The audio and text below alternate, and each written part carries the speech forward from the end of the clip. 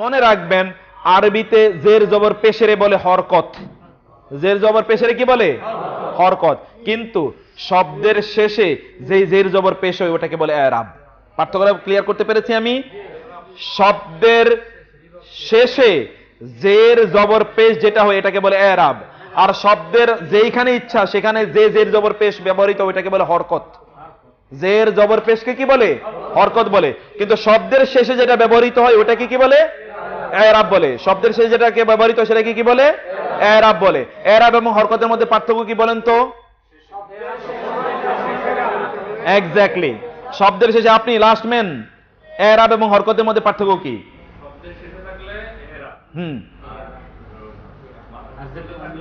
শব্দের শুরুতে মধ্যখানে অন্য জায়গায় থাকলে সেটা কি বলে? হরকত, মানে হারাকা, হারাকাত। ক্লিয়ার? আপনি বলেন। জি।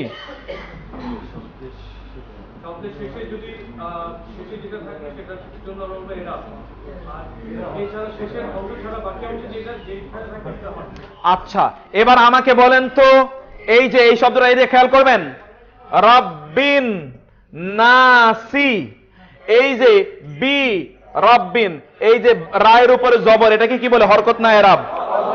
হরকত। মাশাআল্লাহ। বায়ের নিচে যে জের, বুঝতে পেরেছেন ভাই? নুনের উপরে জবর, এটাকে কি বলে? আর সিনের নিচে যে জের, আচ্ছা, যেখানে জের আসে ওইখানে আমরা কি বলেছিলাম অতিরিক্ত কি অর্থ হয়? র বা এর। জের হলে কি অর্থ হয়? সম্বন্ধবাচক আমরা বলেছিলাম না? এখন এখানে বলেন তো, এই রাব্বিন নাস এর মানে কি? মানুষের রব। আপনি এর পেলেন কোথায়? ওই যে জের আছে, জের আসার কারণে কি পেলেন আপনি? এর। রাব্বিন নাসি, মানুষের রব, এই যে এর আপনি পেলেন। এখন থেকে আপনি বুঝলেন যে এই শেষে যদি এর দিতে হয় তাহলে তার শেষে কি হবে? জের হবে। একটা শব্দে এরপরে আপনি দেখেন মালিকিন নাসি, মালিকিন নাসি, ইলাহিন নাসি, সর্বশেষটাতে আপনি দেখেন মিন শাররিল ওয়াসওয়াসিল খান্নাসি। সবগুলোর মধ্যে কি আছে? জের আছে।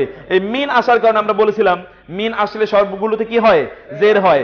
জের হলে ওইখানে এর অর্থ প্রদান করবে, রিলেটিভ রের অথবা র এর প্রদান অর্থ প্রদান করবে। এখানে দেখেন তো কি, খান্নাসের ওয়াসওয়াসার অনিষ্ট থেকে, খান্নাস এর ওয়াসওয়াসার অনিষ্ট থেকে আমি কি চাচ্ছি? আশ্রয় চাচ্ছি। তাইলে প্রত্যেকটার সাথে একটা এর আপনি যুক্ত পেলেন না? এই এর আসলে কি কারণে? জের আসার কারণে। এখন দেখেন তো, কখনো কখনো শব্দটা হতে পারে রাসূলু, কখনো হতে পারে রাসূলা, কখনো হতে পারে রাসূলি। এই যে রাসূল, রাসিন এবং ওয়াও এর উপরে যে আছে এগুলোকে কি বলে? আর এই লামের উপর কখনো জের জবর পেশ, এটাকে কি বলে? এরাব বলে। মনে রাখবেন আরবি ভাষায় অর্থ বুঝতে হলে এরাব বোঝা লাগে, হরকত না বুঝলেও চলে। হরকত কিছুই যায় আসে না। আপনি রাসূলু কি কোনোদিন রুসুলু, রাসূলি কি কখনো রিসিলু, অথবা রাসূলি কি কখনো রাসিলু এরকম কিছু হবে? রাসূ রাসূই হবে। শুধু এখানে লাম পেশলু, লাম জবর রাসূলা, রাসূলি অথবা রাসূলু এরকম হবে। ওই জায়গাটাতে আল্লাহ, আল্লাহু, আল্লাহি, আল্লাহ কিন্তু ঠিকই আছে, হু হু, হু হা হি, এখানে শুধুমাত্র পরিবর্তন হয়। ওই পরিবর্তনটাই অর্থটাকে নির্ধারণ করে। কারণ কখনো কখনো আল্লাহ কর্তা, কখনো কখনো আল্লাহই কর্মবাচক, কখনো কখনো আল্লাহ কি সম্বন্ধবাচক। এখন কর্তা আকারে আছে নাকি কর্ম আকারে আছে নাকি কর্ম আপনি সম্বন্ধবাচক আকারে আছে, আপনি তো বুঝবেন না যদি জের জবর না হয়। এই জের জবরটাকে বলা হয় কি? এরাব। এই টোটাল আলোচনাটা আমরা মূলত ইসমের প্রপার্টিতে এই জায়গাটি আপনাদের সামনে আলোচনা করব। এটাই মূলত আমাদের ইস্যু। এইটা বোঝানোর জন্য এতক্ষণ পর্যন্ত আমি বহু জায়গায় ঘুরে আসলাম, কিন্তু এইটা বোঝানোর জন্য সাধারণত আমরা মাদ্রাসায় 1 বছর সময় কাটাইছি। এরপরে ছাত্ররা বের হয়ে বলছে উনি কি বলছে আমরা কিছুই বুঝি নাই। আপনারা কি বুঝতে পেরেছেন? অনেকে কিন্তু মাথা নাড়েন। আপনারা বুঝতে পেরেছেন? আলহামদুলিল্লাহ। আমরা কিন্তু মাদ্রাসায় বুঝি নাই, বিশ্বাস করেন না। আপনারা যদি বুঝতে পারেন তাহলে বুঝবো যে আমি মোটামুটি কিছুটা হলেও সফল। আমি কি আবার বলবো কথাগুলো? ওকে, I have a question. The first sentence, Qul a'udhu birabbin nas. G As per your written here in the G, what will be the Meaning? pronunciation of the last word? নাসি। Why nasi? আপনি যদি শুনেন, খেয়াল করবেন, একটা হচ্ছে ওয়াসল আর একটা হলে ফসল। একটাকে কি বলে অসল, আর এটাকে বলে ফসল। অসল মানে মিলিয়ে পড়া। যদি আপনি পড়েন কুল আউযু বিরাব্বিন নাসি মালিকিন নাসি ইলাহিন নাসি মিন শাররিল ওয়াসওয়াসিল খান্নাসি, তাহলে আপনি মিলিয়ে পড়লেন। আর আপনি যদি বলেন কুল আউযু বিরাব্বিন নাস মালিকিন নাস, এটাকে বলে ফসল।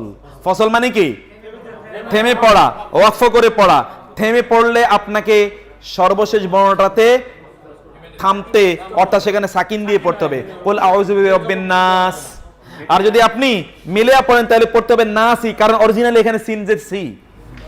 জি, যে সব থাকা সত্ত্বেও আমরা কুল আউযু বিরাব্বিন নাস পড়ি। হ্যাঁ, এটা কেন পড়ি এটা জানো? এটা যে বললাম যে থামলে, যদি দাড়ি থাকে। হ্যাঁ, যদি দাড়ি থাকে অথবা আপনি থামেন, থামার জন্য তো অবশ্যই দাড়ি লাগবে, নাইলে তো এখানে পেশাব করিবেন, না করিলে 100 টাকা জরিমানা হয়ে যাবে, তাই না? That means I have to stop here. Yes, you will have to stop. হয় তাহলে আমি কি সব সময় এই জেডটা বা যে কোনো এরাব থাকুক না কেন, জেড জবর বা পেশ, সেটা উচ্চারণ করব? নো, এটা আরেকটা জিনিস।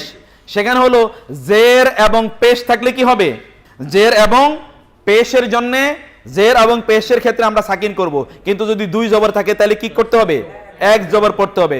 যেমন আপনি দেখবেন রাজুলা আহাদা ওয়ালা ইউশরিক বিইবাদাতি রাব্বিহি আহাদা, ওইখানে দুই জবর থাকলে এক জবর পড়তেই হবে।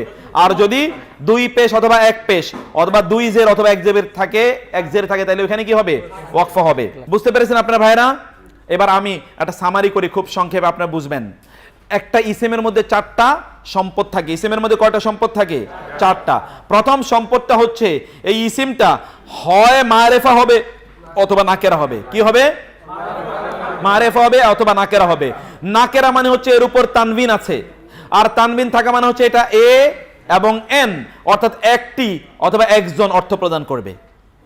আর যদি মারেফা থাকে তার মানে হচ্ছে এখানে আলিফ লাম আছে। মারেফা মানে কি? আলিফ লাম আছে। আলিফ লাম মানে কি? টি বুঝাবে। আলিফ লাম মানে কি?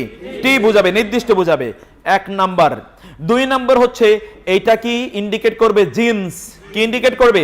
জিন্স। অর্থাৎ শব্দটা হয় হবে মুজাক্কার অথবা হবে মুয়ান্নাস। মুজাক্কার মানে পুরুষ আর মুয়ান্নাস মানে কি? নারী। মুজাক্কার যাকার থেকে এসেছে, যাকারুন মানে ছেলে, আর মুয়ান্নাস উনসা থেকে এসেছে, উনসা মানে মেয়ে। মুজাক্কার মুয়ান্নাস, এটা হলো কি? জিন্স। এটাকে কি বলে? জিন্স। 3 নাম্বার হলো এই শব্দটার সংখ্যা। এটা হয় এক বচন হবে অথবা বহু বচন হবে। আরবি ভাষায় শুধুমাত্র দ্বিবচন আছে, এটা আমাদের এখানকার আলোচনার বিষয় না। এখন আমরা বললাম প্রথমত আলোচনা করছি পুরুষ, কিন্তু হতে পারে পুরুষগুলো বা পুরুষরা অথবা পুরুষগণ, তাই না? আবার নারী আলোচনা করলাম, নারীরা বা নারীগণ। বহুবচন আপনি করে ফেললেন। এই বহুবচনটা ওই শব্দের মধ্যেই আছে। আরবিতে ইসিমের মধ্যে এটা পাওয়া যায়। যেমন আপনি বাংলা ভাষায় আলাদা করে গুলু, গণ, জন ইত্যাকার বিভিন্ন ধরনের বিষয় ব্যবহার করতে হয়। আরবিতে এস বা ইএস ব্যবহার করতে হয়। ইংরেজিতে, আরবিতে এরকম কোনো কিছু করা লাগে না। শব্দের মধ্যেই কি একটা পরিবর্তন ঘটে, ওই পরিবর্তনের মাধ্যমেই এটা বোঝা যায় যে শব্দটা কি এক বচন না বহু বচন, এক বচন না বহু বচন। এই শব্দটার সংখ্যা, যেটাকে আমরা বলি কি আদদ, অর্থাৎ আদদ এই শব্দের মধ্যেই, এই নাউনের মধ্যে আদদ বোঝা যায়। আর 4 নম্বর হলো এই শব্দটি এর কি, শব্দটির এরাব। শব্দটির কি এরাব, অর্থাৎ কারক। আমরা বাংলাতে যেটা পড়ে এসেছি কারক অথবা বিভক্তি, এই শব্দের মধ্যে কারক অথবা বিভক্তি আছে। বাংলা ভাষায় আপনাকে নতুন জিনিস ব্যবহার করতে হয়, কে, হিসাবে, দ্বারা, এ, র। কিন্তু আরবিতে, ইংরেজিতে এরকম ব্যবহার করা লাগে, আরবিতে কোনো কিছু ব্যবহার করা লাগে না, শব্দের মধ্যেই বোঝা যায়। সেটা হচ্ছে শব্দটি যদি কর্তৃবাচক হয় তাহলে পেশ হবে। কোথায় পেশ হবে? শব্দের শেষে নাকি শুরুতে? শুরু মধ্যখানে যেগুলো আছে এগুলোকে কি বলে? আর শেষেরটাকে কি বলে? এরাব বলে। তার শেষে কি থাকবে? পেশ থাকবে যখন কর্তৃবাচক হয়। আর যখন কর্মবাচক হয় তখন কি হবে? আর যখন সম্বন্ধবাচক হয় জের হবে। সম্বন্ধবাচকের অর্থ কি? এর। সম্বন্ধবাচকের অর্থ কি? র বা এর। আর কর্মবাচকের অর্থ হলো কে অথবা হিসাবে, কে অথবা হিসেবে অথবা স্বরূপ, কে হিসাবে স্বরূপ, কে হিসাবে স্বরূপ, যেমন আল্লাহকে অথবা মুহাম্মদকে রাসূল হিসাবে, এই যে হিসাবে রাসূলা মানে রাসূল হিসাবে, রাসূলান জবর মানে কি রাসূল হিসাবে। বুঝতে পেরেছেন? আমরা এবার সামনে আগাই, এক্সাম্পলের দিকে আসেন। এক্সাম্পল আমাদের জন্য সব কিছু সহজ করে দেবে। আপনি প্রথমত দেখেন, এখানে আমরা বলেছি ইহদিনা, ইহদি মানে কি দেখান, না মানে কি আমাদের কি দেখান, আমাদেরকে আমাদেরকে কি দেখাবেন, কিসের হেদায়েত দেখাবেন? সিরাত, কিসের পথ দেখাবেন? আমাদেরকে কিসের হেদায়েত দেবেন? সিরাতের। সিরাতটা এখানে কি কর্তা না কর্ম? বলেন না। আমাদেরকে পথ আমাদেরকে দেখান, দেখান, দেখান হচ্ছে কি ভার্ব, দেখান কি কে দেখাবে? তাহলে কর্তা আছে কিনা? কর্তাও আছে, কর্ম আছে, কিন্তু কর্মবাচক নাই। মানে কর্তাও আছে, ক্রিয়াও আছে, সরি কর্তাও আছে, ক্রিয়াও আছে, কিন্তু কর্মবাচক নাই। কর্মবাচক কি? সিরাত। এখন সিরাতের উপর কি হবে? আপনারা বুঝেন নাই কেন? এতক্ষণ আমরা বললাম কর্মবাচক মানে কি হওয়া? জবর হওয়া। ন সম্বন্ধবাচক মানে হলো জের হওয়া। সম্বন্ধবাচক মানে কি? যেখানে এর আসবে, যেখানে এর আসবে। কর্মবাচক মানে কি হওয়া? শব্দের উপর জবর হওয়া। এখন ইহদিনা এরপরে কি হবে? as-sirata, obviously as-sirata হবে। obviously কি হবে?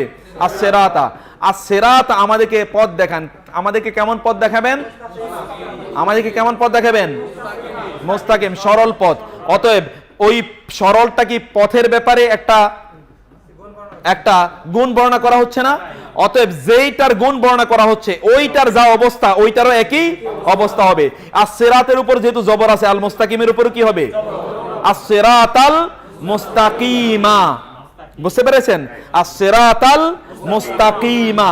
অন্য জায়গায় দেখবেন সিরাতাম মুস্তাকিমা, অথবা আছে সিরাতিম মুস্তাকিমিন, সিরাতিম তাজের তি, মুস্তাকিমিন মিমজের মি। অর্থাৎ সিরাত যেরকম থাকবে তার কোয়ালিফায়ারটাও কি একই রকম, তার কোয়ালিটিটাও একই রকম, অর্থাৎ তার যে অ্যাডজেক্টিভ।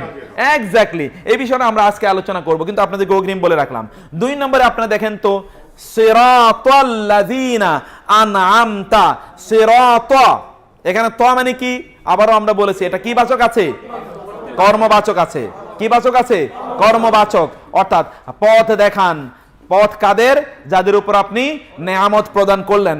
আপনি দেখলেন যে এখানে প্রথমত আমরা যেই শব্দটি দেখলাম, প্রথমত এই সিরাত, এই সিরাতটা কি বলেন তো? আমরা কিন্তু আপনাদেরকে 4টা প্রপার্টির কথা বলেছি। কয়টা প্রপার্টি? 4টা। প্রথম প্রপার্টি কি ছিল?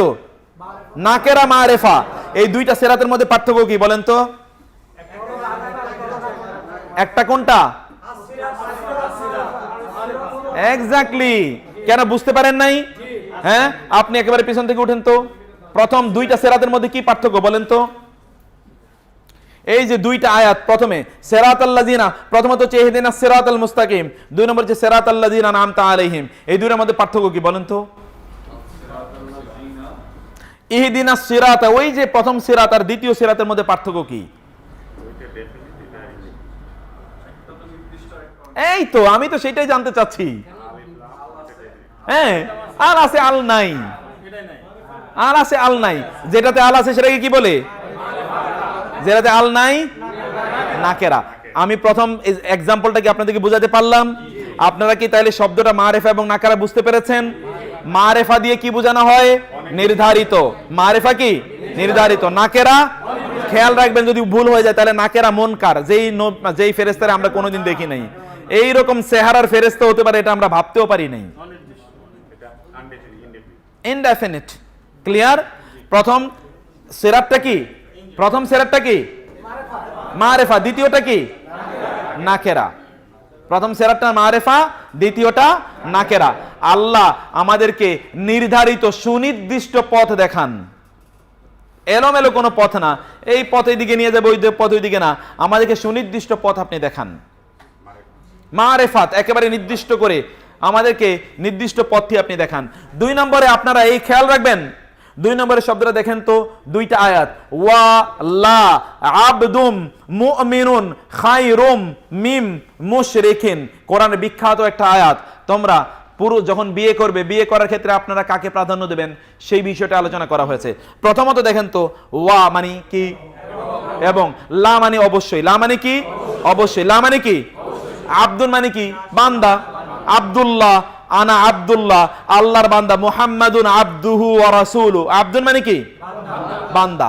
তাইলে ওয়া বা গোলাম, আব্দুল মানে কি গোলাম বান্দা কৃতদাস, ওয়া এবং লা অবশ্যই, লা মানে কি আব্দুন বা কৃতদাস, বা আব্দুল মানে কি বান্দা শুধুমাত্র কার হয়, অতএব আল্লাহ ছাড়া তো আর বান্দা বলা যায় না।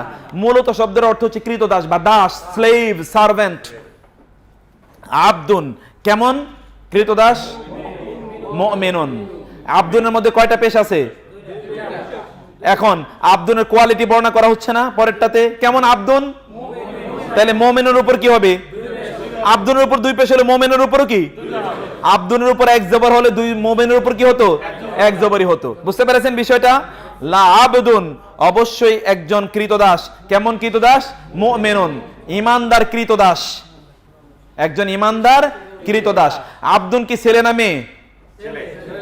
এই জন্য মুমিনুন কি ছেলে না মেয়ে? ছেলে। মুমিনুন, আব্দুন কি ছেলে, এজন্য কি হয়েছে? মুমিনুন হয়েছে, ছেলেবাচক, পুরুষবাচক। তারপরে কি? খায়রুন মানে উত্তম, খায়রুন মানে কি উত্তম। as-salatu খায়রুম মিনান নাওম, as-সালাত মানে কি নামাজ, খায়রুন মানে কি উত্তম, মিন হতে, আর নাওম মানে ঘুম, নাওমন মানে কি? তাহলে as-salatu খায়রুম মিনান নাওম মানে কি? এবার বুঝছেন যে এতদিন তো মুখস্থ শিখেছেন, এখন তো শব্দে শব্দে বুঝলেন। as-salatu মানে কি খায়রুন মিন আর নাওম, ঘুম হতে নামাজ উত্তম। বুঝতে পেরেছেন? এই হচ্ছে খায়ের।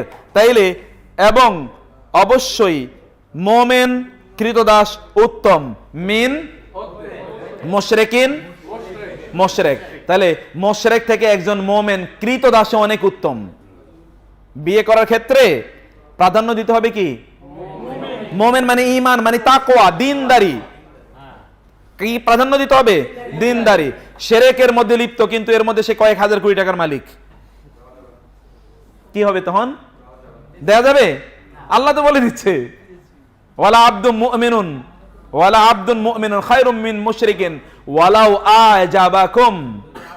যদিও তোমাদেরকে তার অবস্থা, স্ট্যাটাস, প্রভাব প্রতিপত্তি, তার চেহারা, সুরত, কথাবার্তা সবকিছু তোমাকে অবাক করে, তারপরেও একজন মুমিন কৃতদাস আল্লাহর কাছে অনেক অনেক উত্তম। বুঝতে পেরেছেন? এখন আবার আয়াতটার অর্থ বুঝেন, কারণ আমরা দ্বিতীয় রাতে যাব। ওয়া মানে কি? লা আব্দুন, আব্দুন কৃতদাস, মুমিনুন বিশ্বাসী কৃতদাস, কৃতদাস কেমন? খায়রুন মিন মুশরিকিন। এখানে আমরা কি দেখলাম? আমরা দেখলাম মুশরিক শব্দটা কি? মুশরিক শব্দটা কি মুযাক্কার না মুআন্নাস? মুযাক্কার, পুরুষবাচক। আব্দুন শব্দটা কি মুযাক্কার না মুআন্নাস? পুরুষবাচক। মুমিন শব্দটি মুযাক্কার না মুআন্নাস? মুযাক্কার। তিনটা শব্দ এখানে আপনারা কি দেখলেন? মুযাক্কার, পুরুষবাচক দেখলেন, তিনটা শব্দই। এর বিপরীতে আসেন তো। ওয়া মানে কি? লা মানে? আমাতুন মানে হচ্ছে কৃতদাসী, আব্দুন মানে কি কৃতদাস, আর আমাতুন মানে কি? অনেকের নাম আছেন আমাতুল্লাহ, আমাতুন শুনেন নাই কারো নাম? আমাতুন মানে কি? কৃতদাসী। আব্দুল মানে কৃতদাস, আমাতুন মানে কৃতদাসী। আব্দুল্লাহ এর বিপরীতে আমাতুল্লাহ। আব্দুল্লাহ মানে হচ্ছে আল্লাহর ছেলে কৃতদাস, আর আমাতুল্লাহ মানে কি? আল্লাহর মেয়ে, মানে কৃতদাসী, কৃতদাস এবং কৃতদাসী। বুঝতে পেরেছেন? হ্যাঁ, যুগ, হ্যাঁ মুআন্নাস। তাহলে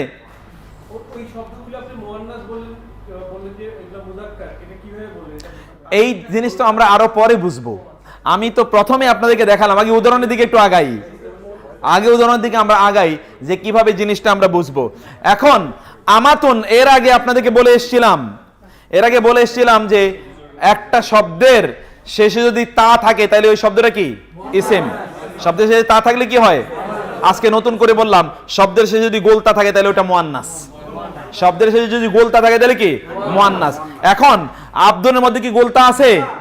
মুমিনের মধ্যে গোলতা আছে? মুশরিকুনের মধ্যে গোলতা আছে? নাই। কিন্তু এখানে আমাতুনের মধ্যে গোলতা আছে কিনা? আমাতুন মানে কি? কৃতদাসী। কেমন কৃতদাসী? তাহলে কি হবে? আমাতুনের ব্যাপারে কি হবে? মুমিনাতুন। আব্দুনের জন্য মুমিনুন হয়েছে, আমাতুনের জন্য কি হবে? মুমিনাতুন। কারণ আমাতুনের কোয়ালিটি বর্ণনা করা হচ্ছে না। আমাতুন যদি নারীবাচক হয় তাহলে মুমিনা কি হবে? মুমিনাতুন। আমাতুনের উপরও দুই পেশ, মুমিনাতুনের উপরে কি হবে? দুই পেশই হবে। মুমিনাতুন 2 নম্বর। খায়রুন মিন মুশরিকাতিন। মুশরিকাতিন মানে কি? মহিলা মুশরিক, আর ওখানে পুরুষ মুশরিক কি? মুশরিক। এবার দুইটা বাক্যের মধ্যে পার্থক্যটা কি দেখলেন বলেন তো? মুযাক্কার মুযাক্কার মুযাক্কার মুআন্নাস। মুযাক্কার প্রথমটাতে আমরা কি কি মুযাক্কার পেলাম? আব্দুন, মুমিনুন, মুশরিকুন। কি কি পেলাম? আর দ্বিতীয়টাতে কি পেলাম? আমাতুন, মুমিনাতুন, মুশরিকাতুন। আমাতুন, মুমিনাতুন, মুশরিকাতুন। এই তিনটাকে পেলাম। একটা শব্দ মুআন্নাসের জন্য প্রধানতম সিম্বল কি বলেছি আমরা? গোলটা থাকবে। একটা শব্দের মধ্যে এটা মুআন্নাস কিভাবে বুঝবো শব্দটা মুআন্নাস কিনা? তার শেষে কি থাকবে? আরো কিছু সিম্বল আছে, এটা তো আমরা পরে বলবো, এখন এটা আমরা আলোচনা করছি না। আরো কিছু সিম্বল আছে। হ্যাঁ, ডাবল জের ডাবল জবর, এটা তো আমরা একেবারে শুরুতে বলে এসেছি। আজকে আবারও আমরা এটা একটু পরে আলোচনা করব। কোন শব্দের উপর যদি আলিফ লাম না থাকে তাহলে শব্দের শেষে সাধারণত তানবিন হবে। আলিফ লাম না থাকলে কি হবে? আলিফ লাম থাকলে তানবিন হবে না, এক জবর এক জের এক পেশ হবে। আলিফ লাম যদি থাকে তাহলে কি হবে? তানবিন হবে না। আর আলিফ লাম না থাকলে, এখন মুশরিকাতিনের মধ্যে কি আলিফ লাম আছে? নাই। ওইখানে মুশরিকিনের মধ্যে আলিফ লাম আছে, মুমিনিনের মধ্যে আলিফ লাম আছে, আব্দুনের মধ্যে আলিফ লাম আছে না, এই জন্য তানবিন হয়েছে। তানবিন না থাকলে আলিফ লাম হবে, তানবিন যদি থাকে তাহলে কি? আলিফ লাম হবে না। 2 নম্বর প্রপার্টি নিয়ে আলোচনা করলাম ইসমের। কয় নম্বর প্রপার্টি? 2 নম্বর প্রপার্টি, 2 নম্বর সম্পদ।